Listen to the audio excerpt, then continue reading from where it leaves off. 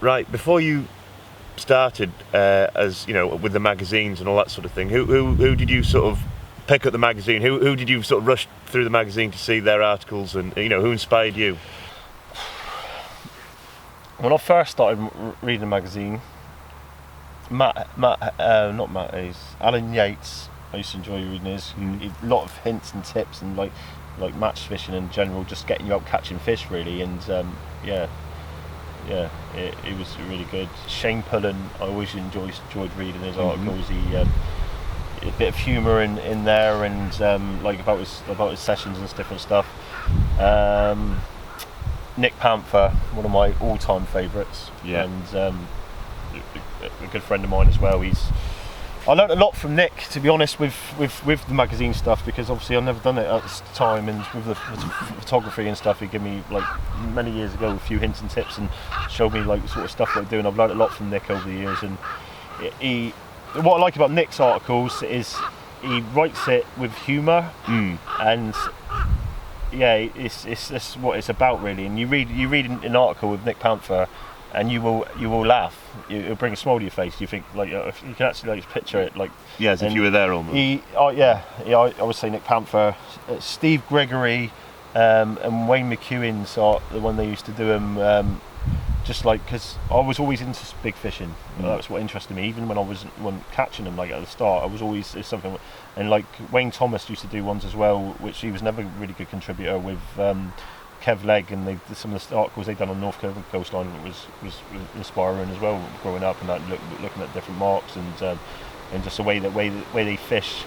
But there are a lot of different guys with different types of fishing as well. Yes. With North Devon, there's a lot of rough ground fishing, like big bass, big congers, big spullus, taupe, and then obviously Wayne McEwen and Steve Gregory that side. It was more big rays.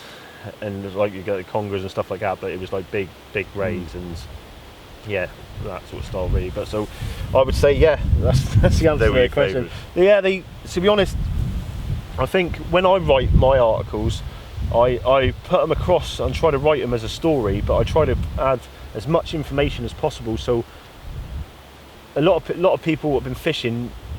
It's not just aimed. It's got the fishing side of it, so people know what they're doing and stuff. They can enjoy the article, I hope. But when younger readers are reading it, and people are advancing their skills, they want to go out and catch a ray. Hopefully, they can read an article, or want to catch a bullus or whatever. They can read an article, and they'll know, get tips of what they're doing. Yeah. And the good thing about it as well is it's got the video side for it. So it goes together, level, and which I was happy with Cliff when we come on board, that he's run the articles as the Angling Adventures, which is nice as well, because it's working as it's a partnership, which I like as well. They're giving something, and it's a working partnership, and Paul Fennick, he's been really good with sending out some bits and pieces because he does, obviously when I first started I didn't realise he was the main man for doing all the tackle reviews and stuff, and which he does, and he sent out a few bits which help as well, because with the tackle test it's nice for people to see what's available on the market. And the DB2, which we just sent out, we've done a lot of fishing with, but when I'm doing a tackle testing, I've noticed on magazines like before where and I've taken feedback from people as well, from our messages that come in there, that it's solely done as a product, and sometimes it can be a bit, if it's done 3 minutes just to that bang rod and it's all about the rod, now it's more of a sales speech or you know what I mean. But I'm giving a quality review, an honest review of the rod, and if I get given something I think it's rubbish, I won't do the review. I just won't do, because I don't want to upset anody and stuff like that. But I like to add, it's got to have the vision. Like episode 1, me and Craig went up on the thing and it was about fishing. And in the second episode we went out, got a huss on it, and went rough ground fishing with it, and we added some information and bits and pieces like that, and then we're going to do a casting one of it as well, and it just breaks it up into, because it's about fishing at the end of the day, isn't it? And it's just adding that little bit of touch, and that's what I do with my reviews. My reviews on solely done on the product. It's got to be about the fishing. So that's what you're going to use it for, isn't it? Let's be honest. That's what everybody, and that's what people want to see. They don't want to sit there and see a thing about fishing, and I've seen some of the videos from of people and stuff where they're doing fishing bits, and it's always pump, and sometimes that can be too much. And Yes, yeah. that's what Sea Angling Adventures are not about. That No. Sea Angling Adventures is about fishing. It's using And quality it's products. and, Yeah. and if it benefits from like promoting these products which are good over to other people, that I would like to do that, because it gives people a chance, not just going in the shop and thinking, I wonder what that rod's like. They think, oh, those guys like that rod, they've been using that rod, I know what that's like, and it gives them a little insight into what they're buying, which is nice as well. That's one of the biggest things, isn't it? Like, when I was looking at my new rods and trying to get somebody just to give you a go of an expensive rod, because they are petrified of it going wrong. I went through loads of rods. My favourite all-time rod is a HST Dymic Ziplex. Just because I love it for rays. I can hit that rod at silly distances, like with a 5 ounce lead, 6 ounce lead over some of the marks I fish. I've got a lot of room, so I can have a really long drop and hit them to the horizon. And I've had some really good fish on it. And it's got all the power you need and stuff like that. But where you on the channel and that, sometimes over the reefs, it'd lack that power in the butt section. But that's why I use the SUs now. But saying that, those Sonic ones, I was quite because you can lead into that as well. For the thing, but yeah. So, next question. Right, I've got 2 questions. They're a bit controversial, but I mean, we'll just get you to answer them as diplomatically as you can. What's it going to be now? Is from your point of view, any beef with Steve Perry and Wayne Hand? Oh my God. Steve Perry. To be honest, I don't even know what that's all about, to be fair. I used to speak to Steve when we're doing the Sulphur 360 stuff and the Team Animal stuff, and I used to send photos onto the page and different stuff. Never had no issue, and all of a sudden, I don't know when it was, I'm not sure if it was just after I started off with Total Sea Fishing magazine or when it was, but there was a few comments made, and then when I had the turbot this year, there was a few larky remarks, but to be fair, I inboxed him, I never had a reply, but I've got nothing against Steve Perry, to be fair. I don't even know the guy. I've never met him before in my life. I know guys who know him. I know Dean Booker's quite friendly with him. I know a few other guys. Craig Pope's met him a few times, I think. But no, he seems a decent angler. I sometimes don't realise why people fall out like that over line, because I've never even met the guy. You know what I mean? And he's never even met me. But from what I can see, he's a quality angler. He goes out and he catches fish and. I don't know what that's about, to be honest. I thought I didn't know. I hope it's not another question like that, is it? What's Mr. Wayne Hand. Oh my God, where do I start with him? Oh my God, I don't even know how to answer this question on how am I going to answer this? I don't know, mate, to be fair. I met Wayne on a beach. I never even met him before in my life. I went to Seatown to go ray fishing, and he was sat up there with his son, and he happened to be in a spot I wanted to fish for ray. I asked him how long he was going to be, and he said I was leaving in just before it went dark anyway, so I said I'll just set up next to you and move in the spot. And I wanted to go in it because it's like a pit out about 150 yards, and he was just unfortunately turned up in that spot. Yeah. And he introduced himself, and he knew who I was, and started asking questions, like he was doing bits and pieces of Cox and Roll through. He had a group, shore fishing reports or something or other, and he seemed a nice enough bloke and stuff. And then we had a mutual friend, Craig Pope, and me and Popey spoke on the phone that night when he was there, and we arranged to go down Salcombe fishing for place. And then I think he phoned me up and said Wayne wants to go as well, never no problem at all, and went down there. And to be honest, I didn't know who he was. He seemed nice enough. He was happy catching like little wrasse and little pollock and all stuff like that. He seemed a nice enough thing. Wanted a few photos taken, went and took some photos with him and stuff. And I knew he was working for Cox and Roll through like he was doing like a sales thing for him or something or other. And he got over there my phone number and stuff, and he started messaging me and spoke on fishing and stuff like that. I never had no mission. Thought he just seems a nice enough bloke. And then one day I just had a weird message. I woke up in the morning, this weird text message. I thought, what's all that about? And I think I got it like 3 o'clock in the morning after I come up from fishing. I thought, what's all that about? And then like blocked me on Facebook and all stuff like that. So I like messaged him back saying, what's all that about? And he said, oh, you never answered me last night. And I thought, I was out down fishing with no signal. You know what I mean? It's just a thing. But then it happened like 3 or 4 times. It got a bit strange, really. And then in the end, I just said, not even bothering with you, Wayne. Yeah. You know what I mean? But I know he's put a few things on his group and posts and different things, but I don't know. He's just a strange one. I wouldn't say I like the guy because I haven't really got much time for the guy at all, to be honest. But he seemed to. To be honest, we had a bit of a. I shouldn't have done it really, but he started a page up and copied the name of Sea Angling Adventures because it was Sea Angling Adventures of Andy Webb, and he'd done Sea Fishing Adventures or something of a Wayne Hand or something, and he'd seen it come up, and then he went on to his. He's a bit all over the place because he went on to his group and he's cancelled his group and he was going to shut it down. And I think what he was hoping is, because he's got a group called Shore Catch Reports, and it's got 5,000, 6,000 members or whatever. But it's a lot easier to get a group page and get people in it. People can add each other than get a page and get likes. Because people have got to push like the page. And I think he was hoping that everybody from the group would go over and like the page. So he shut the group down and come off it, give it to someone else. So I taking the mickey, started a group up and called Shore Catch Reports, and I had 3 or 4 of his admins ringing me saying, "Can I come and work for you on the other things?" And I said, "No thanks, mate. No thanks. I was only doing it as a wind up and stuff." And then he started his page back up again then. But I don't know. He wasn't. From what I gather, he wasn't sponsored by Cox and Raw. I don't think it was. The page was sponsored by Cox and Raw. So I'm not sure whether he's took it as he's got. I don't know. He's not. I don't know. No. He's a bit of a dipper, really. I think, if you ask me. But I don't know. Yeah. I don't. Yeah.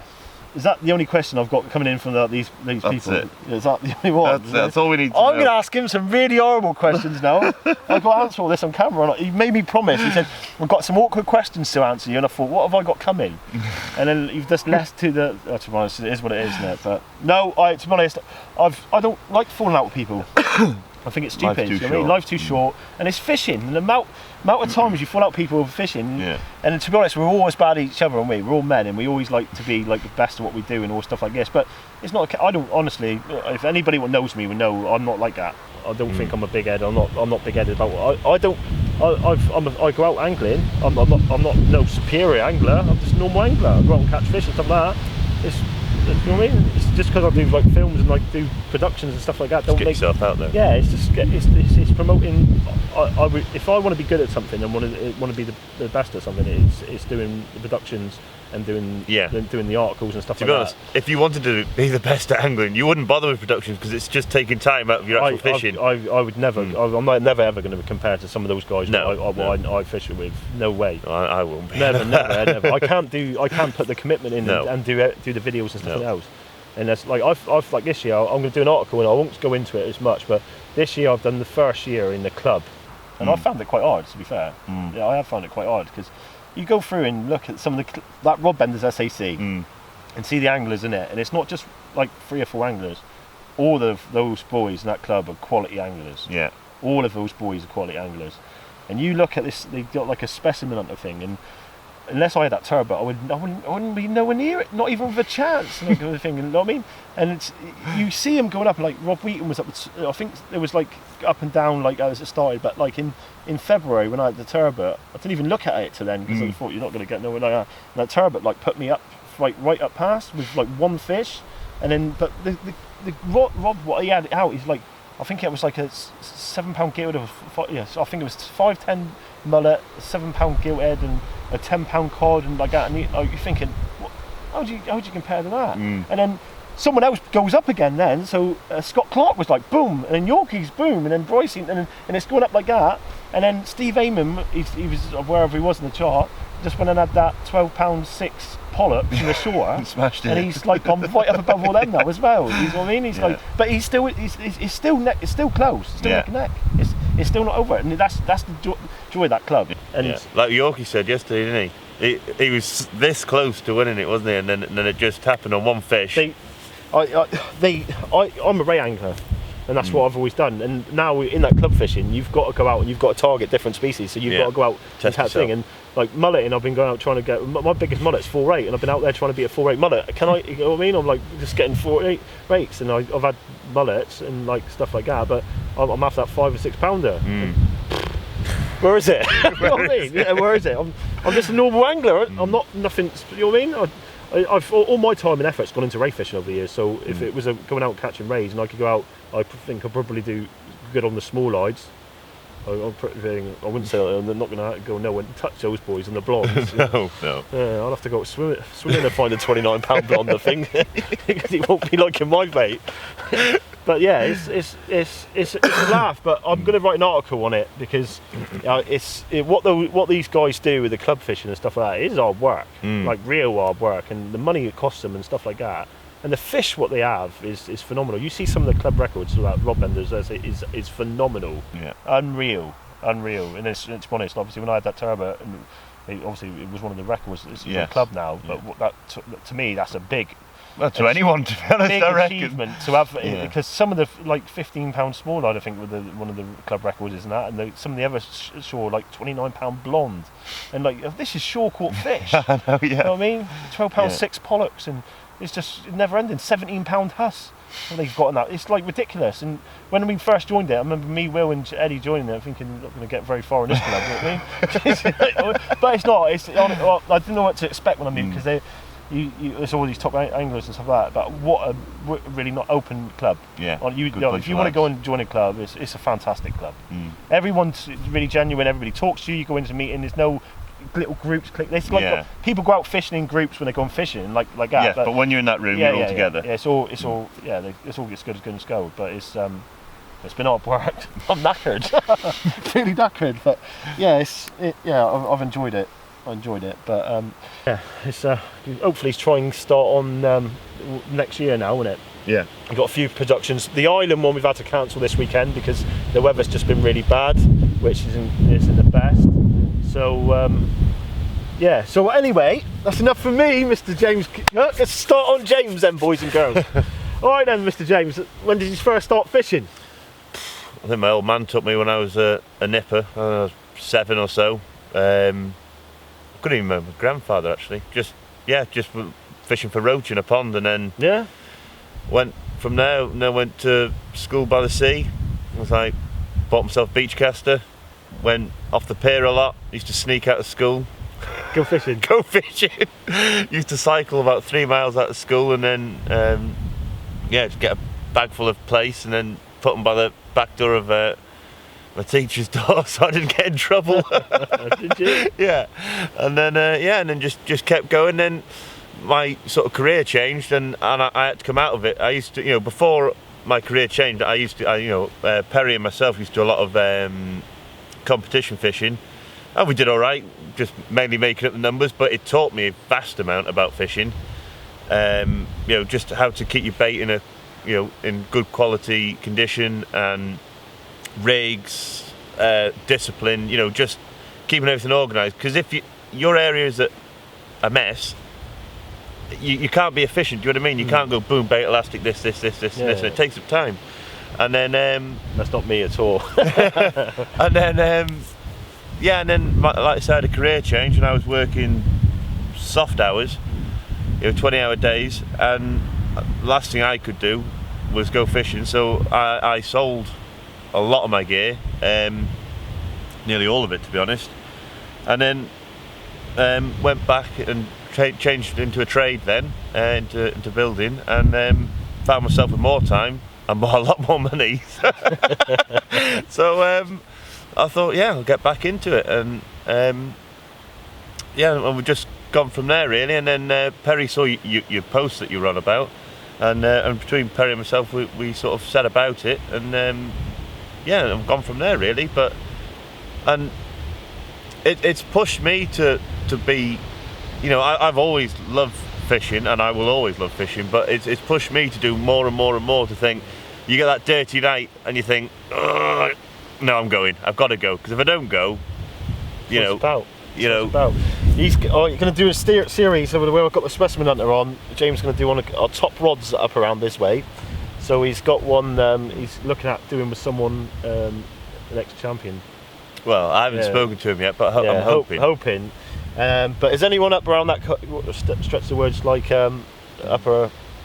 Yeah, if you know anybody or anything like that, then give me a message on Facebook. Yeah, get old. Yeah, it's top rod, so it's not just about like where I'm doing Specimen Hunter. It's about top rod, so it's about all start kind of match fishing and like basically specialists in there. Yeah, really. So it could make some interesting, but it's just adding more series and adding something different to it, because no one wants to see the same old thing all the time, do they?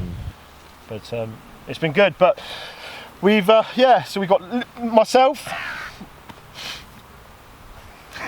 JDC. I'm going to call him JDC from now on.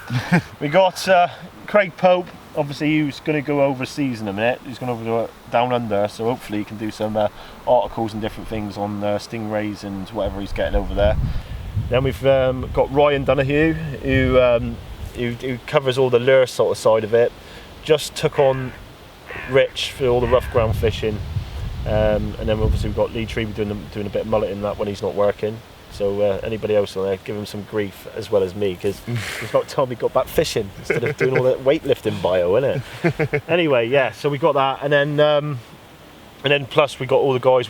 It's not just the Sea Angler Adventure team. It's the other guys what put all the effort into making the episodes, like Yorkie, Brycey, Rob Wheaton when he's doing it, and other anglers as well. It's an input from everyone, and that is what you create a team basically. And it's whether you're doing the editing, whether you're doing the camera in, whether you're doing the fishing, whether you're doing the presenting, no matter what you're doing, there's a lot of input, and that's what makes it unique as well. That's what makes it unique, and yeah, like that's why I like doing the episodes and the series is when you do the ray hunt and then you do the specimen hunter and all stuff like that. It's bringing different styles, and it's going that next step all the time, and with what we're doing and stuff. So yeah, I don't know, I'm just fed up with questions now. I didn't realise it was going to be this thing.